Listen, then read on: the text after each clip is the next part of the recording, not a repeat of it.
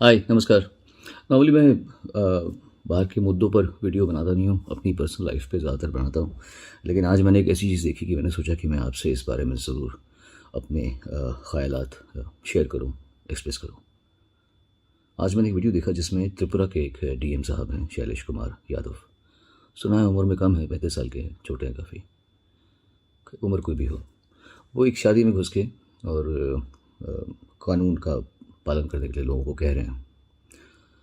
पहली बात तो ये कि मैं ये नहीं जानता कि शादी के जो गेस्ट्स हैं उन्होंने परमिशन ली थी कि नहीं ली थी प्रॉपरली। वो कहते हैं 11:30 बजे तक परमिशन ली थी, डीएम साहब कहते हैं कि 10 बजे तक। चलो ये लीगल मामला है और ये मैं विशेषज्ञों पर छोड़ता हूँ, इस पर कहना और कोई टिप्पणी करना मेरे लिए उचित नहीं होगा। लेकिन डीएम साहब, ये क्या तरीका है? हम किस देश में रह रहे हैं भाई? इस तरीके से हम अपने देशवासियों से बात कैसे कर सकते हैं भाई? अगर वो गलती पे हैं तो आप उन्हें या तो बात कहने का मौका दीजिए। कोई कुछ कह रहा है, लेडी भी कह रही, तो अरेस्ट हर, अरेस्ट हिम। ये आप ये कर रहे हैं? अपनी ताकत पे इतना घमंड? अरे घमंड तो प्रधानमंत्री मोदी को भी नहीं है। वो भी लोगों से अगर बात करते हैं तो तमीज से बात करते हैं। आप डीएम हो के, आप सिर्फ डीएम है भाई साहब। आप कोई हमारे राजा नहीं है इस देश के कि आप इस तरीके से बात कर सकते हैं। वो रजवाड़े गए। How dare you speak to people like this?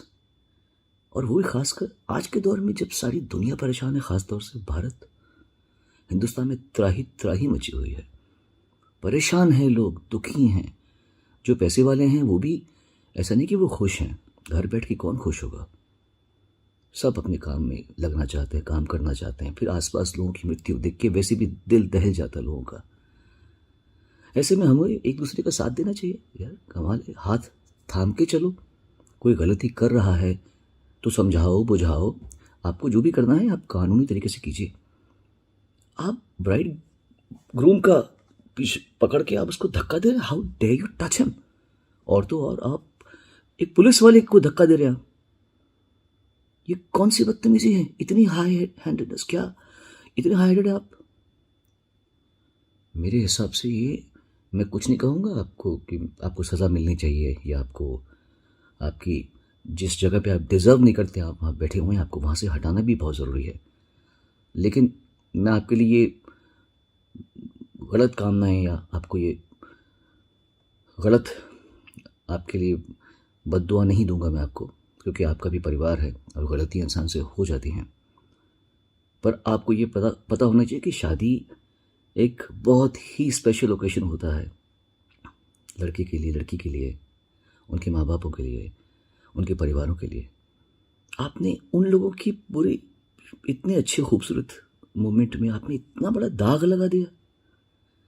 ये ऐसी शादी कर दिया आपने जो वो ज़िंदगी भर याद करने की भी कोशिश नहीं करेंगे। वो भूलना चाहेंगे अपनी शादी को, कि उनकी शादी में इतना गंदा एक गुंडे की तरीके से एक एजुकेटेड आदमी आया। मुझे लगा जैसे कोई डकैती पड़ जाती किसी के घर में। आपका बात करने का टोन जो था वो किसी डकैत का था। अरे निकलो। How dare you do this? आपकी संवेदना कहाँ गई?